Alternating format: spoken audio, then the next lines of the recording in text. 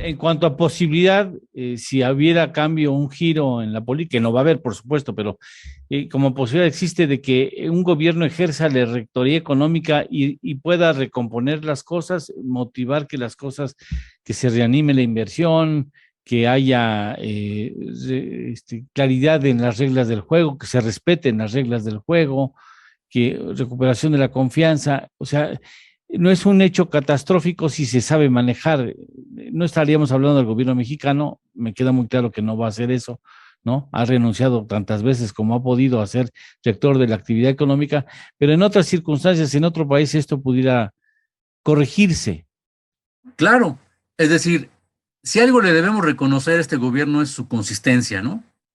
Es decir, voy a cancelar el aeropuerto, y lo ha cumplido. O sea, voy a gastar todo el dinero en obras que no nadie cree, pero que yo sí, y lo han hecho. O sea, Sí, y es la voz del líder, ¿no? El líder dice y todos se alinean y todo el mundo levanta la mano, nadie se pone en contra. Entonces, yo no creo que hubiera una reconsideración, mucho menos una rectificación del rumbo. Ojalá, pero no lo creo. no, Lo que puede pasar en el mejor de los casos para mí sería que la presión internacional de Canadá y de Estados Unidos dentro del marco del TEMEC impidiera la reforma eléctrica. Para mí eso sería algo bastante bueno, y no tanto porque el gobierno lo crea así, sino por la presión que ejercerían los dos socios comerciales.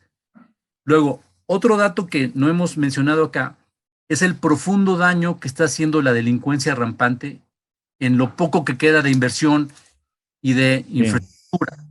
Entonces, esta política de abrazos y no balazos, pues así, voy a saludar a la señora, aquí no pasa nada, negociamos, etcétera, pues también le hace muchísimo daño a la actividad económica del establecimiento de la esquina, porque si vemos los datos de extorsiones, secuestros, crímenes, digo, Guanajuato ya es una hoguera, ¿no? Es una parte del país muy importante porque es el Bajío, y el Bajío claro, no solamente genera los granos sí, básicos del centro del país, sino que ahí está la industria aeroespacial, una parte muy importante de maquila de exportación de electrónicos, de partes automotrices. sí.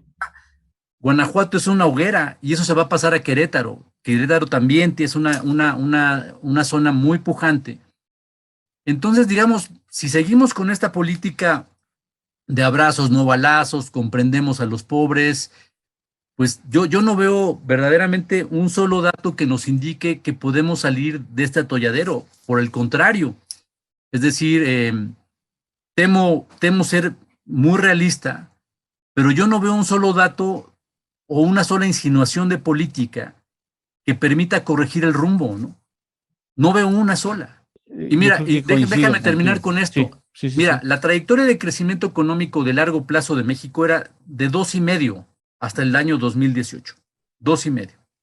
Esa era nuestra, digamos, nuestra capacidad de crecer sin generar perturbaciones de inflación o de sector externo. O sea, con eso, una tasa mediocre si se quiere, una tasa insuficiente, una tasa, todo lo que se quiera. Y si vemos lo que decía el líder en 2014, 15, 16, que era una tasa mediocre, que íbamos a crecer al 6 anual, etcétera.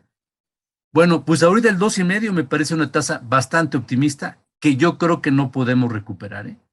Es decir, el pronóstico de este año de Hacienda era 4, incluso los asociados a la 4T decían que 6, y Mm, hay quien dice que hasta 8 por el Tren Maya. O sea, eso, bueno, bueno, entonces híjole. digo, si llegamos a 1,5 este año, va a ser una buena tasa, y el año siguiente.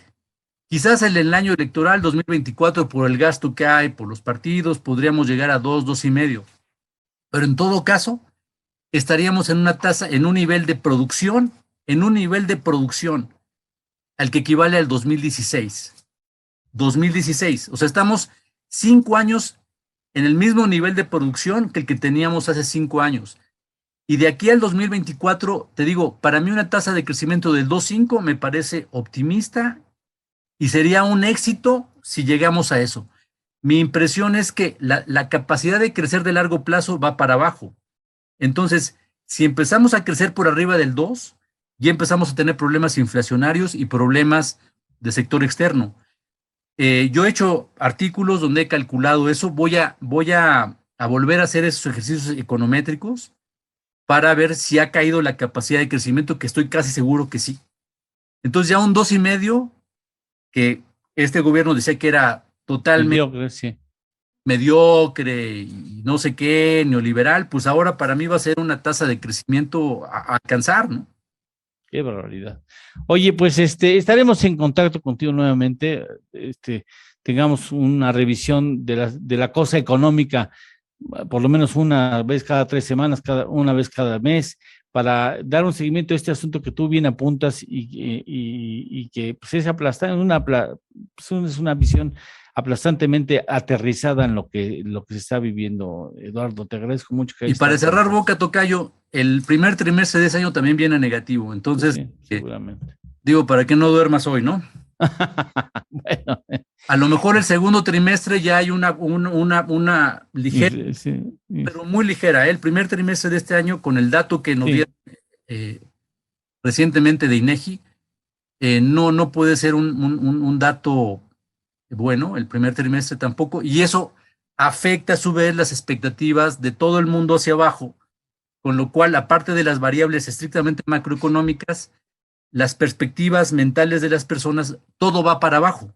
Entonces la gente no gasta, los inversionistas no invierten, el dinero no entra en un entorno de alta inflación, en el que estamos en 7% todavía, pues todo eso le pone más presión hacia abajo a las cosas, ¿no? Pues sí, tienes toda razón. Tocayo, estaremos en contacto. Te agradezco mucho que hayas tenido la gentileza de estar aquí con nosotros. Tocayo, un abrazo, como siempre. Que te vaya muy bien. Muchas gracias. Hasta pronto. Hasta luego. Gracias.